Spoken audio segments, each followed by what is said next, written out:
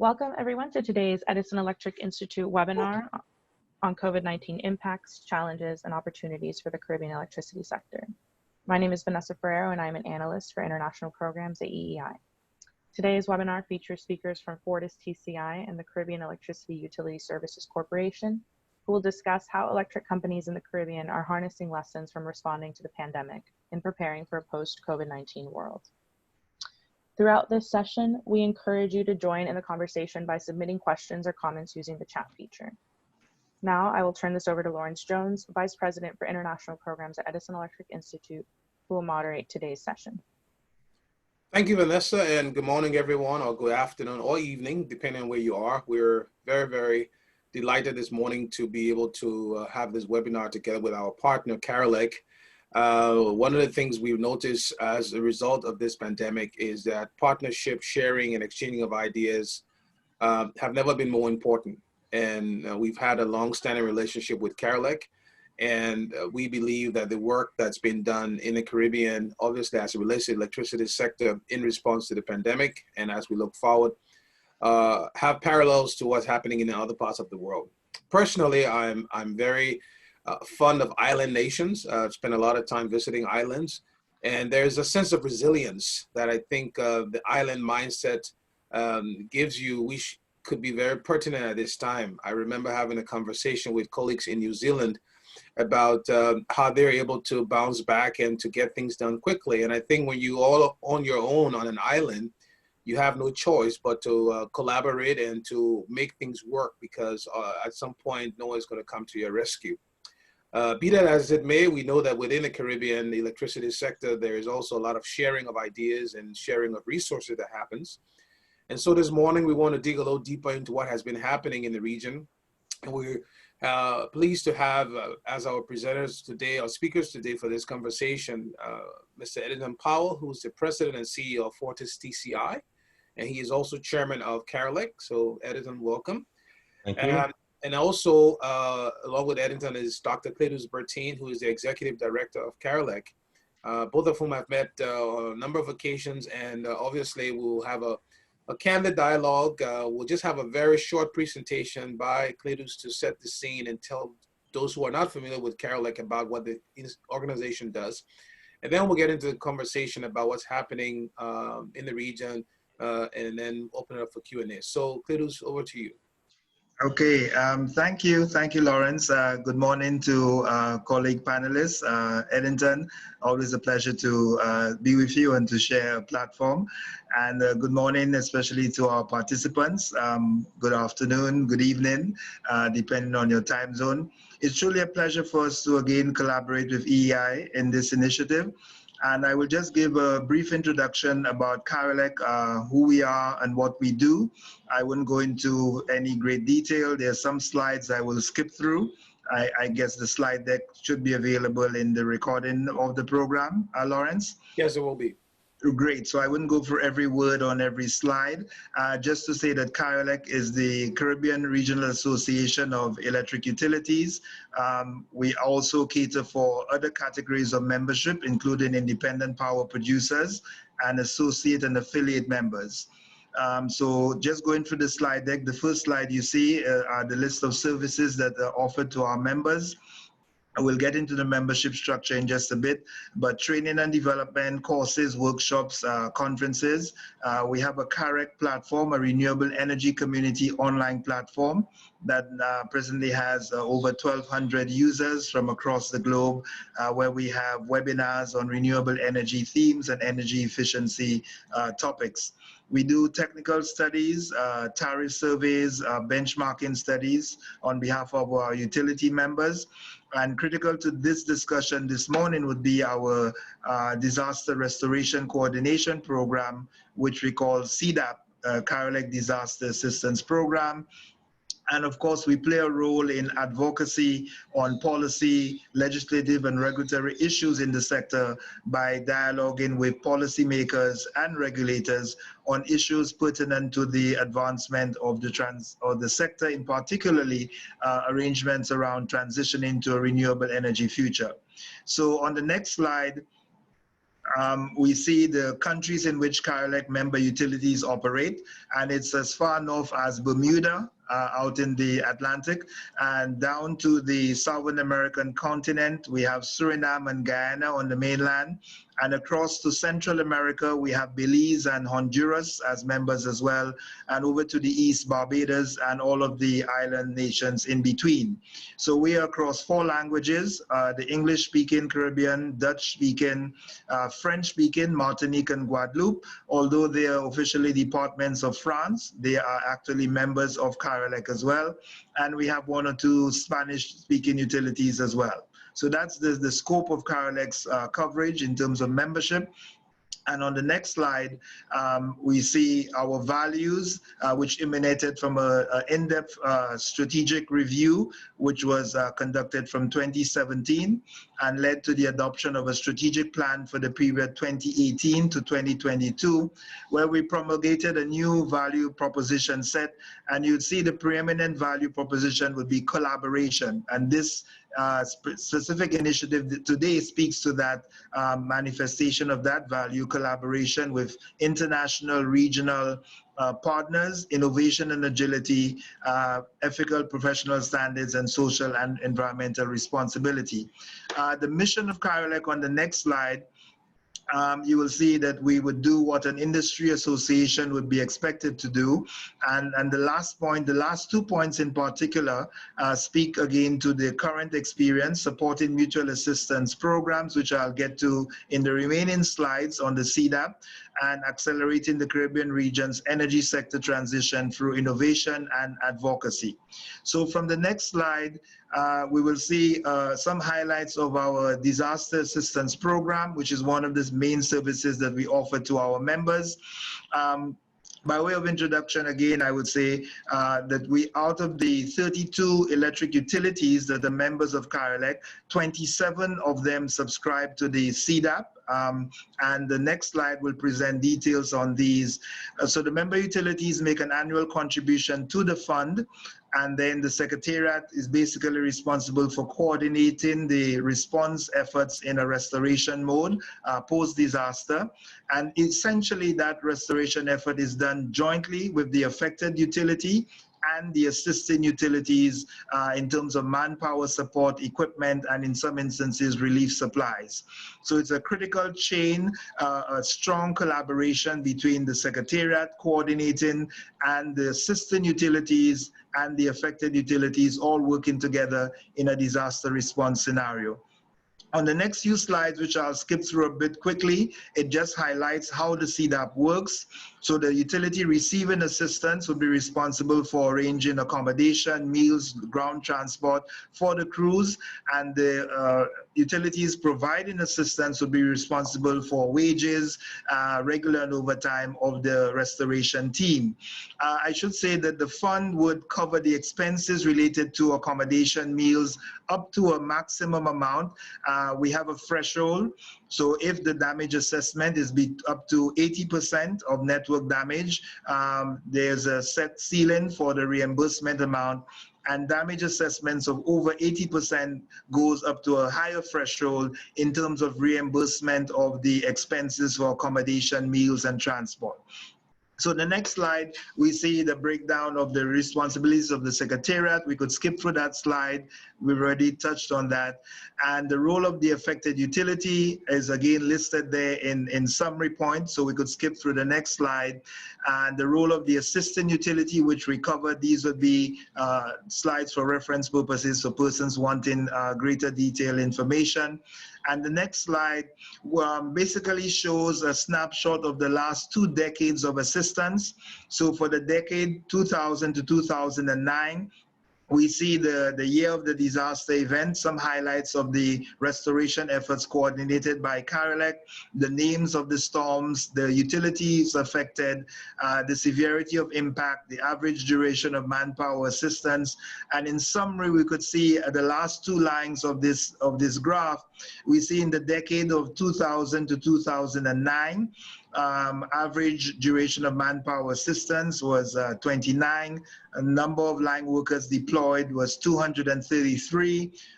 35 utilities providing assistance. The next decade following that, the next slide shows obviously a greater level of activity. We know about the obvious impacts of climate change on weather systems and the intensity, frequency of those. And so we had Matthew in 2016, Hurricanes Irma and Maria in 2017, and obviously most recently Hurricane Dorian, all at the significant levels of impact.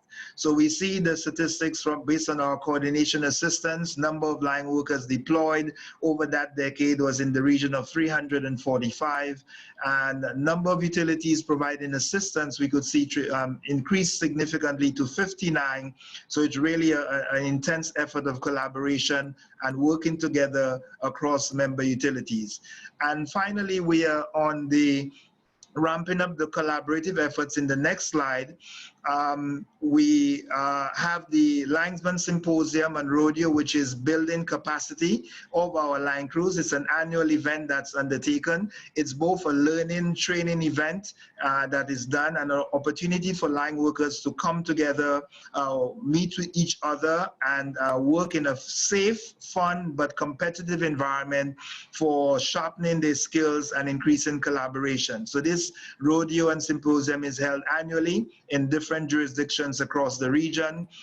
And obviously this year, unfortunately, we had to postpone it, cancel the event. And the next few slides simply provide details of some of the things that happens at the symposium and rodeo events on an annual basis. And that obviously is tied into the disaster restoration. We normally have the rodeo in May of each year, just before the start of the hurricane season in June. So we get the opportunity to discuss with the line crews procedures, protocols, safety measures, introducing new equipment, technologies, and standards. It's also a place where suppliers and vendors would come to exhibit the latest technologies in transmission, distribution, network maintenance, and upkeep.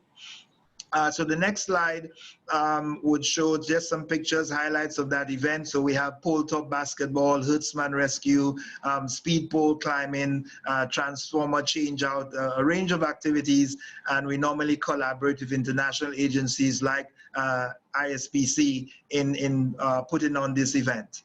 The next slide, as we come to a close, is another initiative that Carolec is very pleased to have embarked on, which is the certification for occupational standards for line workers. And in the region, we have a system of vocational qualification called National Vocational Qualification and CARICOM Vocational Certification, where lines workers get the opportunity to be certified at various levels, which would be on par with academic certification. And so professional mobility and standardization of the work that they do could be recognized and rewarded. Finally, and more recently, in the next slide, just yesterday, I'm pleased to know that Carolec spearheaded the first ever regional virtual symposium looking at a multi-sectoral response to a multi-hazard event. And that we have had a series of engagements with other regional associations. And the next slide will list out the collaboration between these organizations, multi-sectoral response to a multi-hazard event. So Carolec, which is the Association of Electric Utilities, is working very closely with CAWASA, which is the Caribbean Water and Sewage Association, with CANTO, which is the Caribbean Association of National Telecoms Operators Organizations, CDIMA, which is the Caribbean Disaster Emergency Management Agency, and CARTHA, which is the Caribbean Public Health Agency, somewhat similar, Lawrence, to the CDC in the North American context, Centers for Disease Control. The equivalent in the Caribbean region would be CARTHA.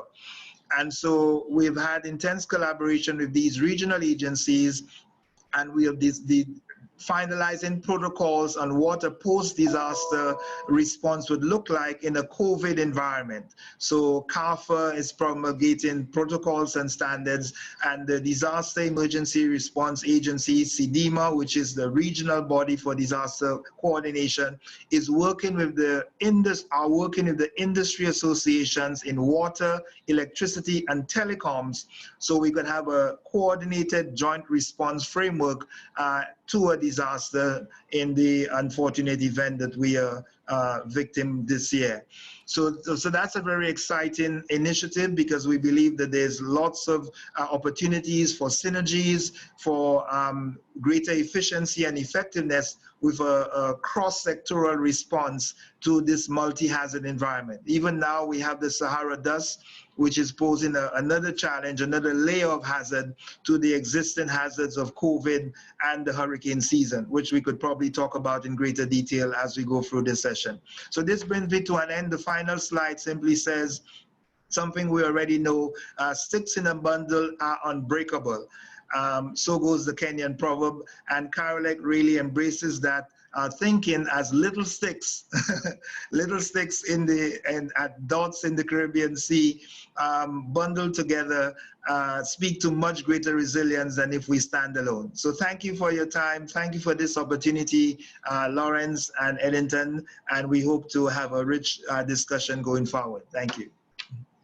Thank you, Cletus. I think we have we have quite a bit of time, which is great for our conversation. And so I'll come back to your presentation. A couple of things you brought up that I find very interesting, I want to dig deeper into. But I'll begin by going to Eddington, and beginning first, Eddington, perhaps to get your perspective on a number of areas.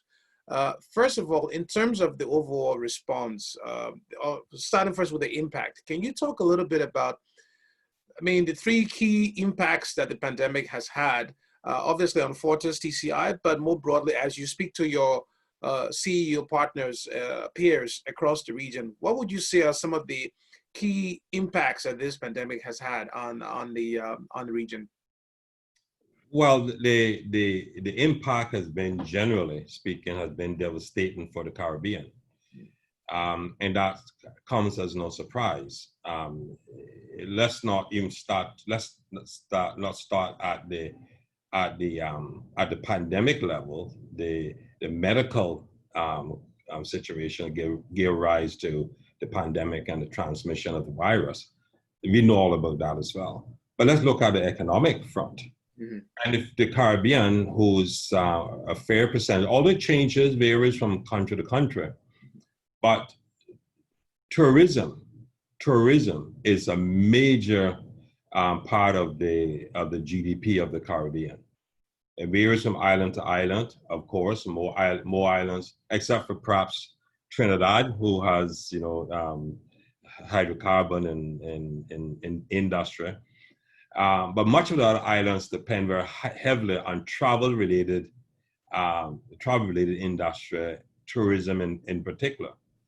Now, in some cases, that is 10% of the respective country GDP, some as far as high as 20%. In our case, Turks and Caicos, it is high as 60% of our GDP. So you can just imagine how suddenly a major part of the economic tools of the country, the resource of the country is simply taken away. The impact on the utilities are, of course, that we have lost our business. That's quite different from a physical disaster, but we have lost our customers. So the irony is we have hotels that are nice and beautiful, beaches that are nice and beautiful, water that's nice and beautiful, but nobody's there.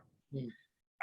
And the impact of unemployment, the impact on revenues to the country, because country depends on a lot of direct and indirect revenues that come from the industry. So all of that is taken away. And in our case, Turks and Caicos, 60%. So it's like the country was shut down overnight. And the impact is significant right across. I am concerned whether or not some countries, how some countries will emerge from this. Again, that changes from country to country. Some countries had different foreign exchange reserves and all of that kind of stuff. So it will change from, but some countries will take a number of years, and some companies will take a number of years to recover from this. Again, I speak in case of our own country, where our capital program, we have not changed it. So our 5-year program is pretty much intact. Yeah. But certainly 2021, things are pushed out to perhaps 22, 23, and 24, and so and 25 and so on. So it's had just a significant impact. But there's a lot of lessons learned as well. And I am just amazed as I speak to my colleagues across the Caribbean, how resilient they have been in protecting their companies and protecting their employees. I know we can talk, of course, about the medical and therapeutic side of this pandemic and what it's had in the countries. In some countries like the Dominican Republic, which is leading the pandemic, and Haiti, to varying degrees, Eastern Caribbean has had better experiences with it, different experiences. They were able to close their borders very quickly. So interesting. So you talk about the impact on the society from a health perspective.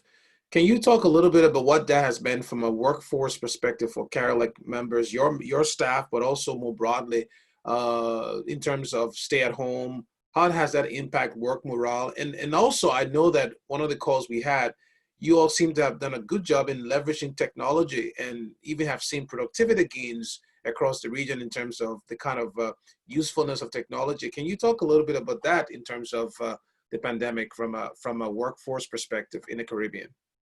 And of course, I will preface what I'm going to say, but that again, making a point that it is different experiences across the Caribbean, different islands, different countries, different utilities.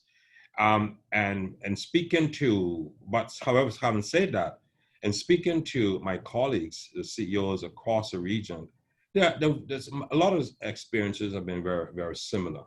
Okay. To ours here in Turks and Caicos Islands, and where we went very quickly, and we can talk about how we return to the office is going to be more difficult than working from home. Yeah.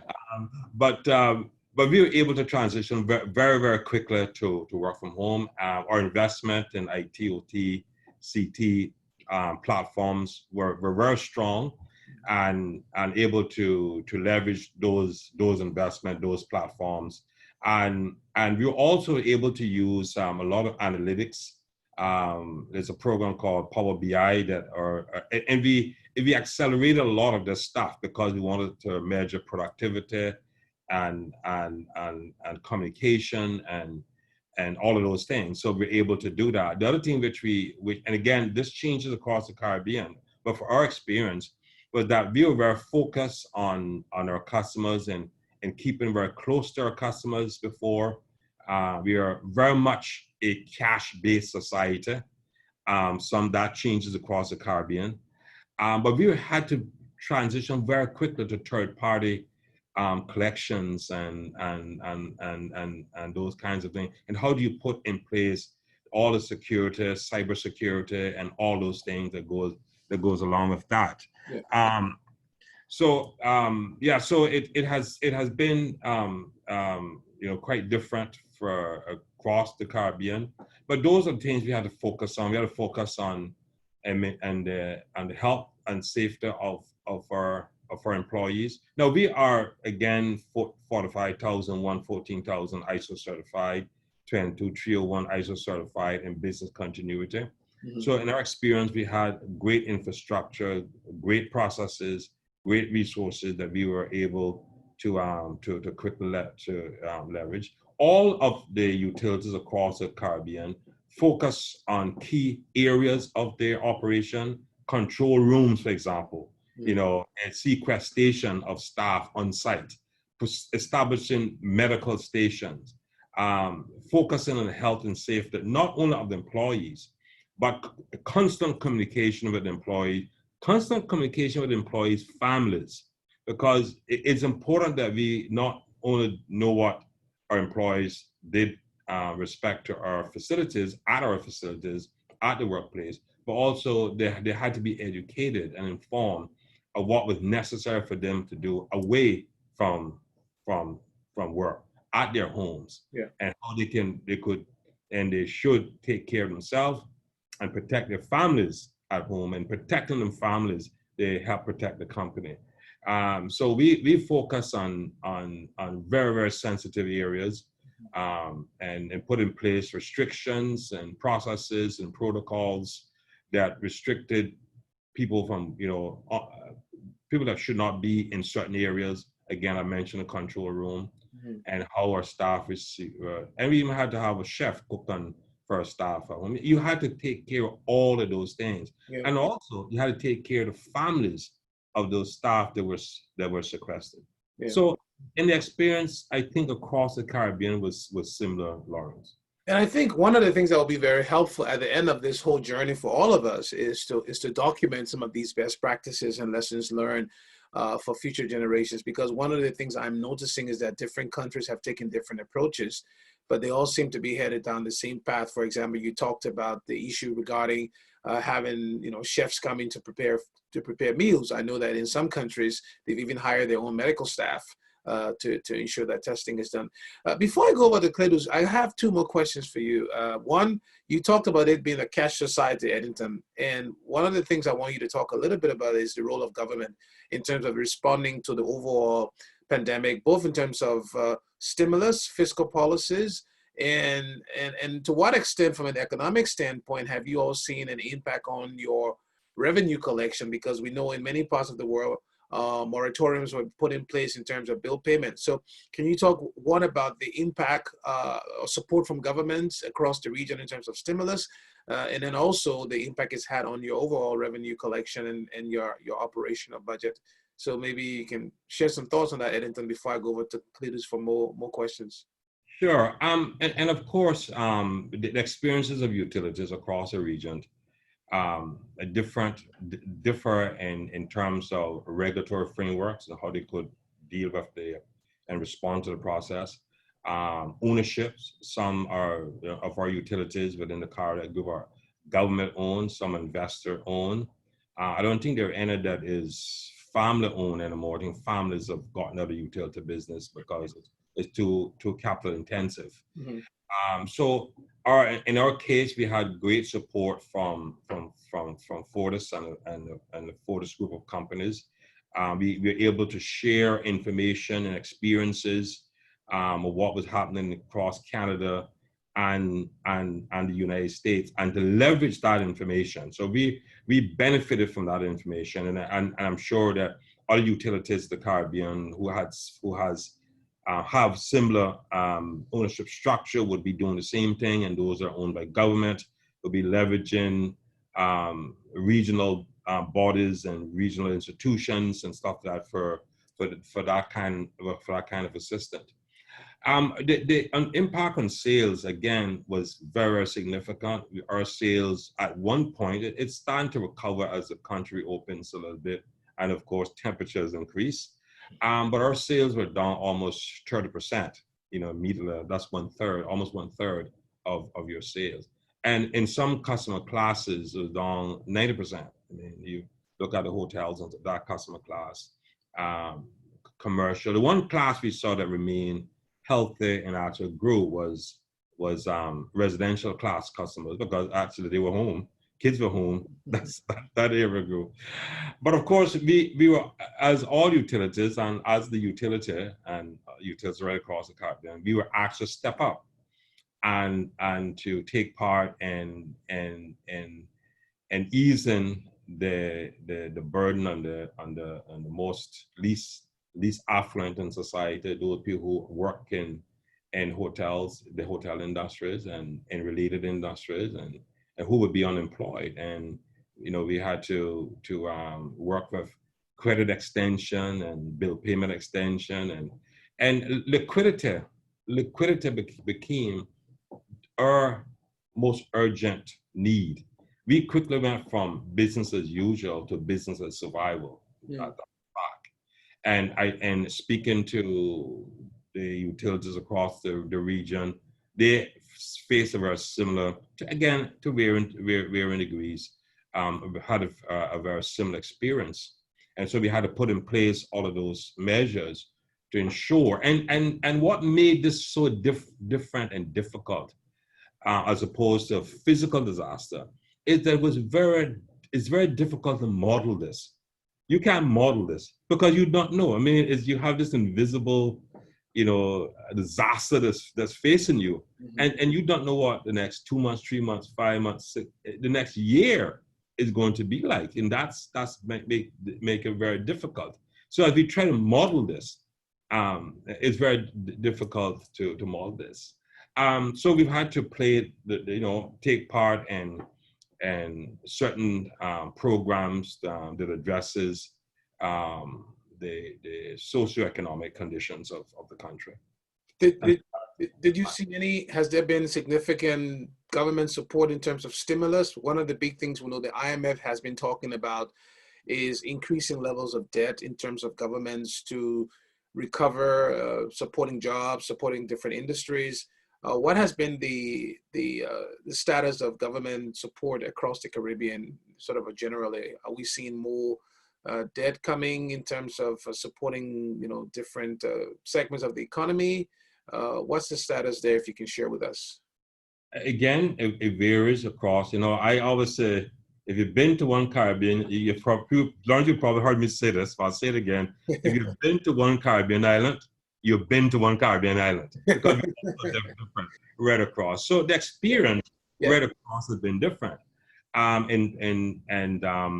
In terms of economic structures, some governments were more highly leveraged than others. In our case, the government here had a BBB plus rating from Standards & Poor's, and I noticed in recent communication issued by the government, they have been able to retain that credit rating from Standards & Poor's, and that helped in terms of the ability to fund some of these programs and to fund the deficit that is being created.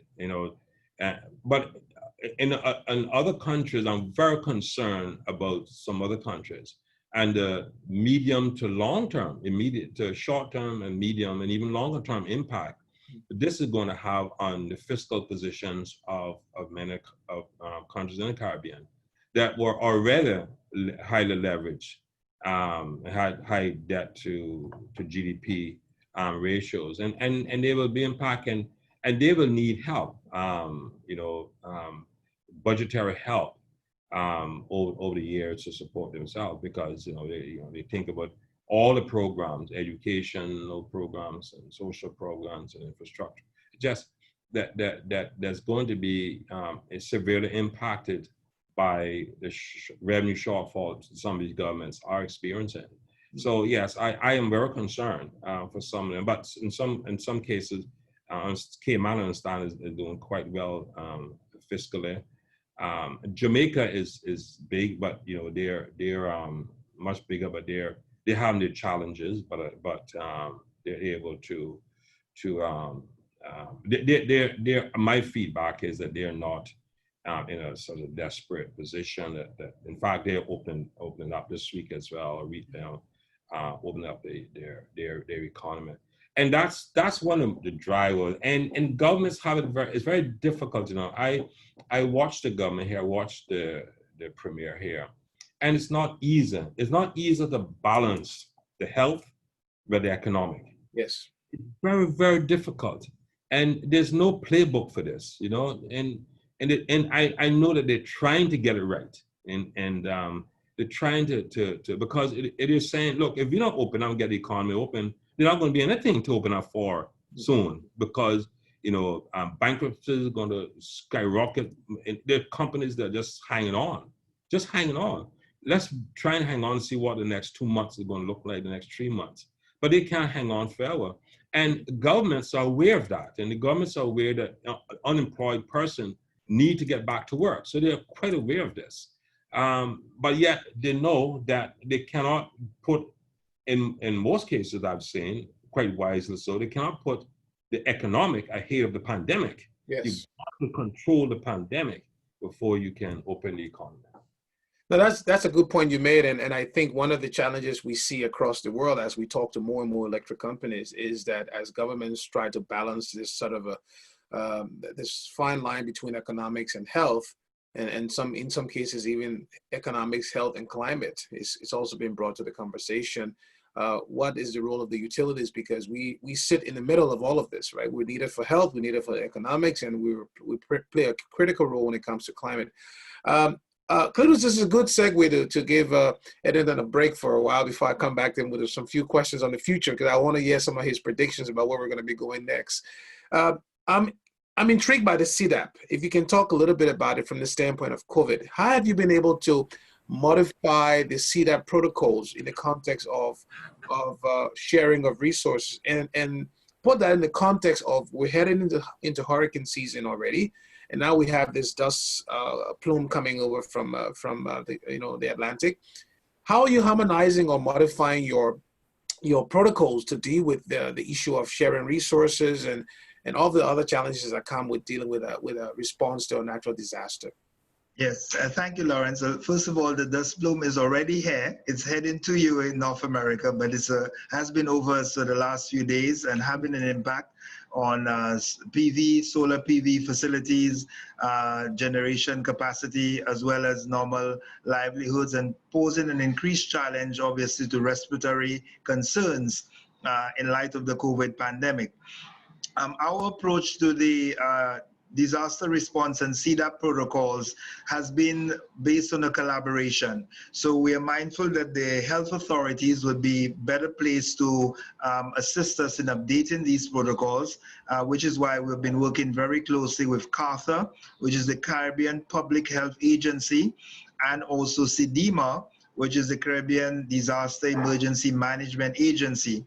So what we're trying to do to have joint protocols, standardized protocols across the industries, because you'd imagine in a post-disaster recovery scenario, we would not only have utility line workers on the ground, yeah? We would have water, we would have telecoms, we would have disaster management officials, and in the case of COVID, public health officials. So it really wouldn't make sense to just have CDAP adopt protocols that are not consistent with what the water sector is doing and what telecoms is doing and what the disaster emergency response agencies are promulgating, yeah? So the last slide I shared was the attempt to have a regional harmonized approach to disaster response in a multi-hazard environment in light of COVID-19. And so these protocols are quite detailed. We'll be putting them up on our website shortly, but we have engaged our disaster coordinators in the CDAP network. They too were on that conference call yesterday. This week I had 2 meetings with the Committee of Disaster Coordinators across the electric utilities on Monday and Tuesday, leading up to the call on Thursday, the virtual symposium on disaster and risk management. So this week has really been a real active week in terms of harmonizing those protocols and reaching out to our disaster coordinators across the CARELEC network. So these protocols will speak to obviously the wearing of masks, social distancing, accommodation arrangements would have to be varied, travel arrangements, etc. The other thing that we're also doing, Lawrence, is trying to develop a reserve corps of line workers within country. So that would reduce somewhat the need for traveling across boundaries. So we have been working through the network of private contractors in various jurisdictions from Trinidad, St. Vincent, St. Lucia, Barbados, Antigua, Barbuda, Jamaica, where there are local line worker contracting firms, and CARELEC will play the role of building capacity within those contractors so that we could ramp up the level of support in country, which would reduce slightly the need for traveling across cross borders should any of these jurisdictions be hit by a natural disaster. And also, if there's a need for cross-border exchange of manpower, logistically it would be a bit more manageable because of the coverage of the archipelago that we are looking from Trinidad to the south and Jamaica, Antigua to the northern archipelago of the region. So various considerations for logistics, for accommodation and travel arrangements are all being coordinated at the regional level. And multi-sectoral is really the key. Yeah. Well, so I will come back to the multi-sectoral response, the multi-hazard. I think it's a very interesting concept, and I'd love to hear more about it. But I just want to go back and talk and ask you one question regarding the dust plume, right? So you guys are feeling it first. I'm not sure how far up it's come. Can you just talk briefly about what has been some of the apparent impact? You mentioned the impact on solar panels. You mentioned some of the health risks. What are the things you may want to give us up here in the U.S. and then I'd love to hear both from you and from Edison, because this is something we haven't experienced yet. It's just coming. What are some of the things we should be thinking about as we await this dust plume? Maybe you first, and maybe we can hear from Edison as he plans from an operational standpoint. Well, one of the main things, Lawrence, is what we're already doing, wearing a mask.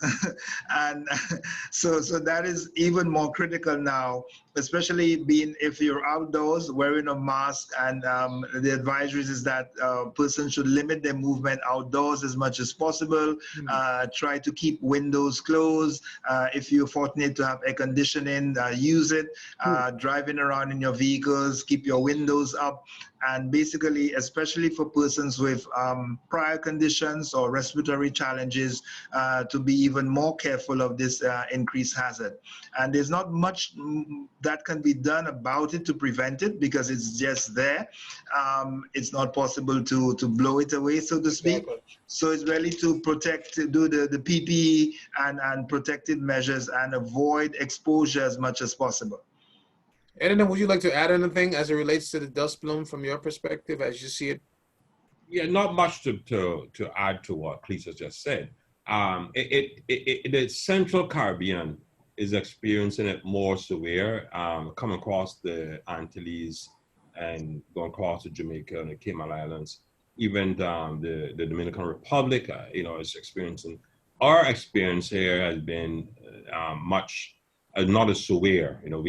So far we had just one bad day, and then it cleared up the next day, and then there was spots and stuff in between. So it depends too on where you are in the Caribbean. But much of what Cletus says applies to what we're doing. But communication with the staff again.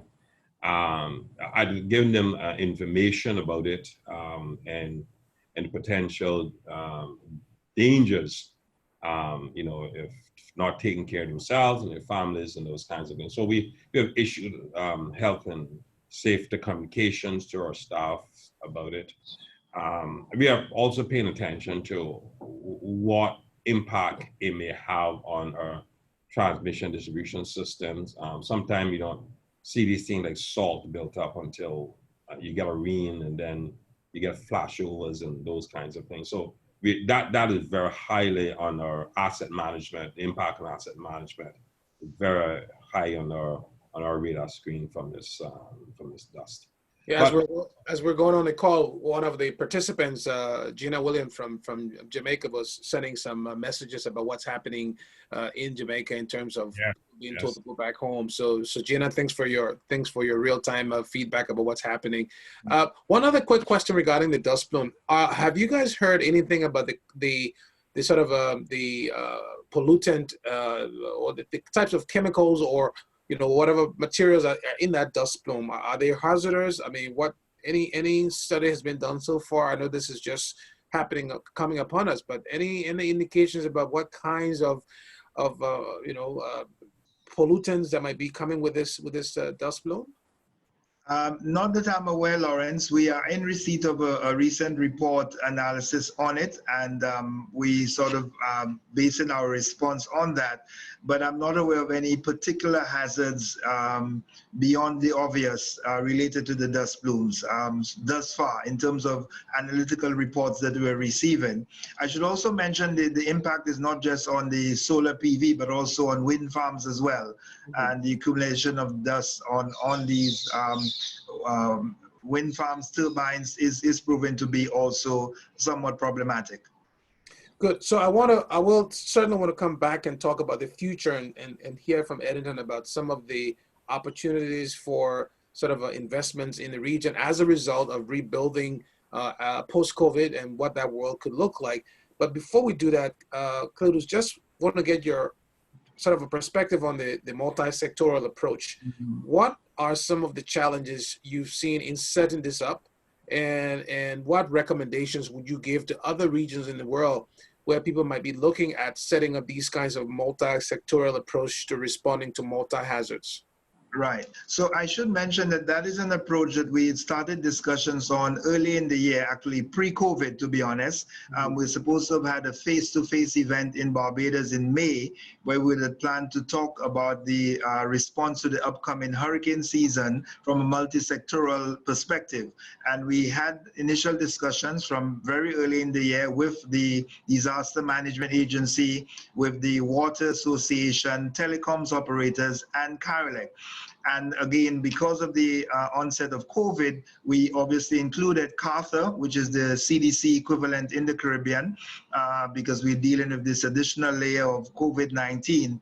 So the main learning lessons would be that of early planning, recognizing the need for building synergies and collaboration, building relationships. So now we're on a first name basis with persons from cross sectors, water, electricity, telecoms, disaster preparedness, public health.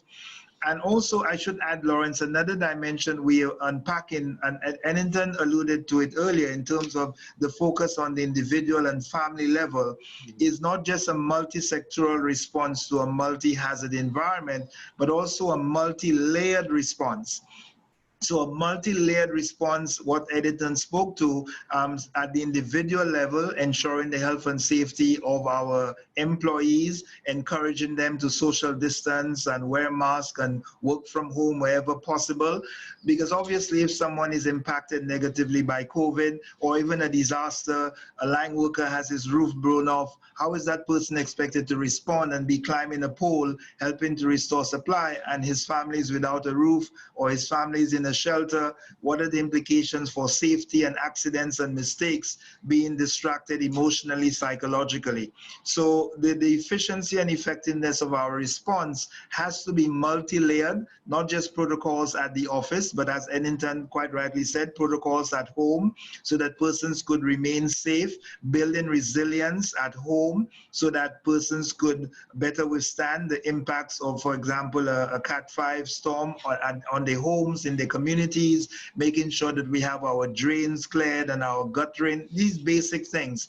But we cannot ignore it as an association, an industry association, or as an organization. So a multi-layered response means looking at individual practices, family, community, organization. Another critical aspect, Lawrence, of resilience is the fact that we can't, the multi-sectoral is also the construction sector, for example, and building codes. Again, when we talk about restoration, and especially investor-owned utility, investing millions and millions of dollars in a restoration effort, and only to find that the load isn't there to have the payback, the investment pay for itself in a sense. So we sometimes get pressures from the governments to restore as quickly as possible, but not recognizing that the load just isn't there. And what would that mean for the tariff structure going forward?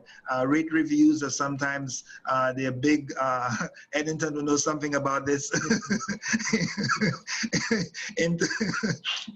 That's a global problem, right? And the question is, what are we doing doing as a society to ensure that resilience is not just put at the doorstep of the utilities.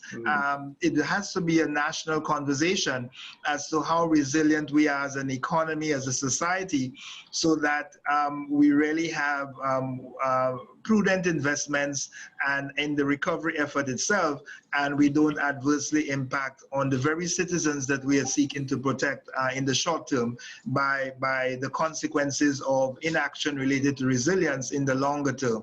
So multi-sectoral, multi-layered response is what CARELEC as an industry association is trying to take the lead on, and it is, I could say, bearing fruit in what we see developing even as of this week. So you mentioned a word several times, which is dear to my heart, and the word is resilience. And you want to say something, Eddington? Real quickly to what Peter just said and about CARELEC, because what we've been able to do over the last several years, especially since Cletus has been our executive director, we have been able at CARELEC to build relationships with both regional, international organizations like yours, NGOs, regional organizations, and because we understand that a response to the changes facing the utility industry, response to a natural disaster in the region, very much requires that multi-layer and multi-party approach. And I must say to Peter's credit, he has focused on this, and that focus and that effort is now bearing fruit. Great, great. And Cletus, I'm sure you like to hear that from your chairman. So that's a real-time pat on the back from your chairman. That's great. No. So Eddington, I want to move now and talk a little bit about the future as we're about to wrap up here. Cletus mentioned resilience several times. And so coming out of this pandemic, as we look forward, how should we start thinking about rebuilding society? Not just from an electricity perspective, but more broadly. What would be some of your thoughts on how we move about going to this new normal, whatever the new normal becomes, right? And so can you just offer your candid remarks in terms of how do we go forward and what kinds of investments we need to make sure we have a resilient society, both in the Caribbean, but I'm sure what you see may extend to other parts of the world. Well, not just the pandemic, the COVID-19 pandemic, but also remember this is very quickly coming out following the hurricanes in 2017. So at 2017, many of the utilities and many of the countries are still in that recovery mode from the hurricanes. So, it's not just the pandemic we are dealing back to back, and the impact on balance sheet and the impact on revenues. It started really for us in 2017. This is what I would say. And again, I am always very careful that the experiences are different from each island. And each utility, my colleagues faces different circumstances, different political environment, different regulatory environment, customer environment, geographical environment, and all of those things. So I'm very, very cognizant that ownership is different. But I also make the point that you don't become a great utility following a disaster in immediate aftermath of the disaster if you're not a great utility before the disaster. It just takes time. And we started to harden our system from Hurricane Ike. I saw Cletus had in his presentation Hurricane Ike up, which was 2008. And from that experience, we started then to harden our infrastructure, particularly our buildings, our engine halls, or engine rooms, and those kinds of things, and had started to put some of our transmission distribution lines underground and those things. But, in 2017, Irma Maria, our transmission lines the country was impacted, we were impacted. But when we rebuilt, we did not replace like for like. We engineered better. We used, bigger poles. We had to use lots of poles, but we used class 1 poles. The design of the lines are better. in those kinds. So we part of our focus was that as we were built, we were built differently. So coming out of the pandemic, and also how do you pay for that? Because as I travel the Caribbean, hardening and resiliency now is in vogue, particularly after the hurricane. Everybody's talking about hardening and resiliency and the like, and that's true, and that's important. We do a fairly good job in the Caribbean, Lawrence, but we need to do a better job. And I always say that the Caribbean needs to get, because hurricanes are, I mean, in the Pacific, there are typhoons that goes across the certain part of the Pacific much more regular than hurricanes hit the Caribbean. And if you look at places like Japan, these are places that I look at: Japan, South Korea, Taiwan, even Hong Kong. Those places recover very quickly. Yeah. So, and you know, there are some outliers like the tsunami that hit Japan. That was an absolute outlier. But from a typhoon, they have built resiliency in the infrastructure that allows them to recover very quickly. And within a week or so, they're open for business and they're back to business. And we have got to get to that point. Now, I am very cognizant that costs money, both from a societal standpoint, as well as an investment from the utility standpoint. Now, one last point I'll make before we move on is that your building codes, and this is something that countries got to pay attention to. Your building codes have got to be up to standard. And we know from our own experience here that the newer buildings, the newer hotels that were built, which withstand a lot better and stood up better. I mean, we had a hotel that was right on the beach in the brunt of the hurricane, but never closed. And because that area, we supplied them by underground, they never close. And so it tells you that you can build to a certain standard. Again, I take into consideration the different factors in the Caribbean. I'm not saying that I'm an expert across an area of country in the Caribbean. But what we experienced, if you build the code, you build strong. And I see that. I go to places like St. Martin and other places in the Eastern Caribbean, and I see cement roofs, and that they have decided we're going to put concrete roofs on our homes and those kinds of things. So the Caribbean is doing fairly well in that. In terms of investment coming to the pandemic, I think a lot of that investment is going to be in the IT/OT area, because we're not going to, hey, let's face it, the office, what we think of the office is going to be quite different coming out of this than going into this. And that's going to be, that's a tremendous benefit.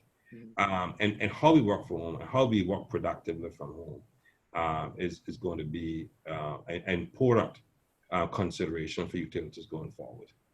So to wrap things up, I have a two-part question I would like both of you to respond to very briefly, or as long as you want to take. We got time. It's Friday, right? So the question is the following. So given where we are today, everything that's going on, I'd like to hear from each of you, starting with Clutus and we'll end with Eddington. What excites you the most about the future of the electricity sector in the Caribbean? And what concerns you the most about the future going forward in light of the pandemic, but all the other things that seem to be happening? So your excitement and your most concern. Well, my excitement, I should preface that, Lawrence, by saying I'm easily excitable. So, okay. So I've never heard that one before. I'm going to use that. So there are lots of things that excite me. I mean, the very transitioning that we're in for me is very exciting. And as you know, my background is coming from the telecom sector, and some of the changes that happened in that sector a decade and a half ago, obviously, are now happening in the electric utility sector in a different dimensions, different variables, but transitioning nonetheless to a different future. And I think that's exciting because we're talking about issues related not just to gadgets and nice things to have, but we're talking about, in some instances, life and death issues. We're talking about quality of life issues. We're talking about bread and butter issues, competitiveness as a region, how we will compete with other parts of the world in the tourism sector. The cost of production is a major consideration, obviously, to our competitiveness. The truth is electricity forms part of that cost of operations. And so as a Caribbean citizen, we're not first and foremost utility persons. We're first and foremost Caribbean people. This is our home. This is where we've chosen to live. So quality of life and ensuring that we live in a future for our children, our grandchildren, that we could be proud to say that we contributed some little bit towards achieving a better future excites me. So there are many challenges, no doubt. I think in some cases it's the two sides of the same coin. Some of the things that excite me are also very challenging. You mentioned, Lawrence, the impact of technology and how we change our modus operandi of work and how we change our commuting practices, our energy consumption in light of this pandemic, all causes us to revisit the norm. And we say often it's a new norm that will emerge. We're still not sure to what extent it will be one way or the other.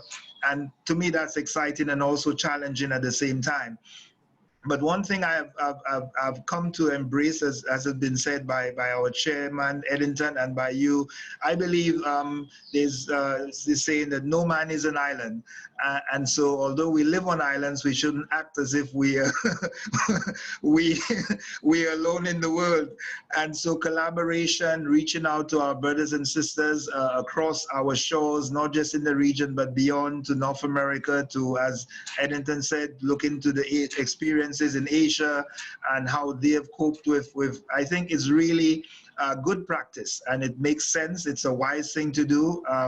If you could learn from the mistakes of others as well and not repeat them, it's also very sensible, as well as looking at good practice. And we have lots of good practice that we could learn from in the region.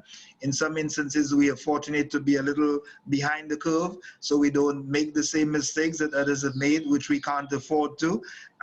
We are not abundant in financial resources, capital resources in particular, human resources, natural resources. Yes, we have an abundance, but we have to leverage these very smartly.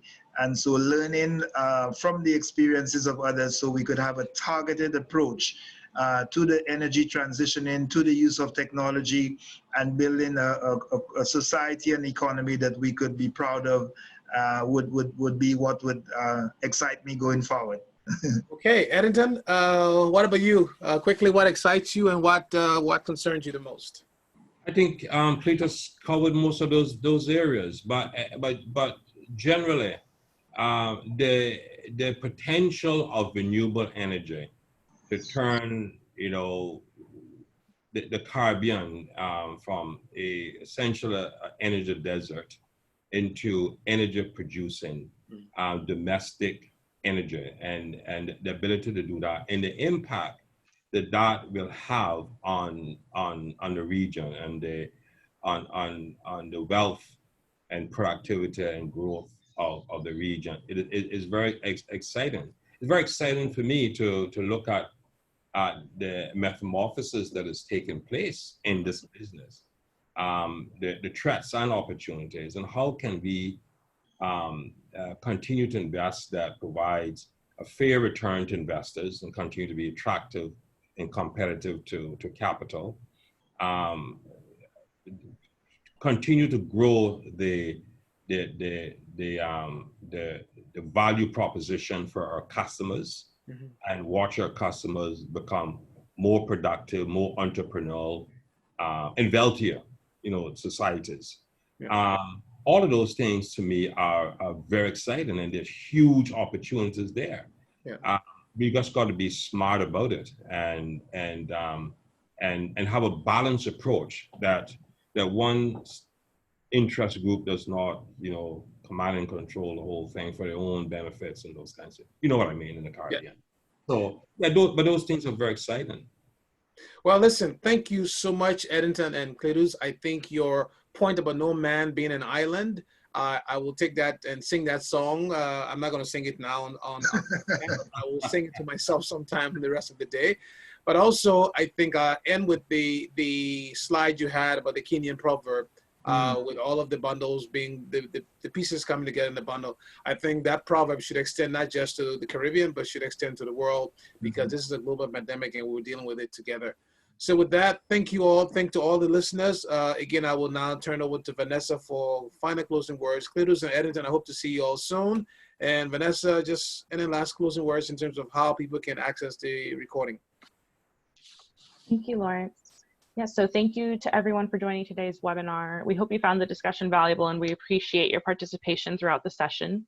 We will send out the webinar presentation recording to all attendees by email, and we look forward to your attendance at our future webinars and virtual events. So have a wonderful rest of your day and weekend. Thank you. Have a good weekend, everybody. Bye-bye. Thank you very much. All right. Bye.